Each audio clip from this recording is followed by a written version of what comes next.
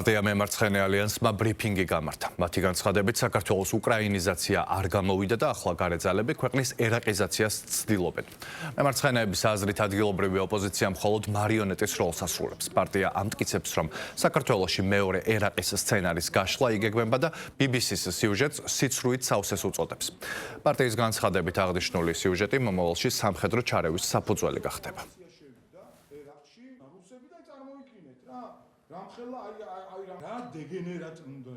იგეგმება BBC-ს უპრეცედენტო მასშტაბის სიცრუის წინააღმდეგ საერთაშორისო სასამართლოში სარჩელის შეტანა. მინდა მივმართოს საზოგადოების იმ მცირე ნაწილს TV პირველში და მსგავს ტელევიზიებში ბრტყელი ლოზუნგებით თავს რომ იწონებენ. ვერ ხვდებით რა საშინელებას ჩადიხართ ქვეყნის და ხალხის წინაშე? ვერ ხვდებით რომ დახოცილი ახალგაზრდობა, დასახიჩრებული ქალები და ბავშვები, დაანგრეული ეკონომიკა, წართმეული ტერიტორიები ჯერ კიდევ ვერ მოგვიშუშებია და ახლა საერთოდ ქვეყნის სახელმწიფოებრიობას კითხვის ნიშნის ქვეშ აყენებთ.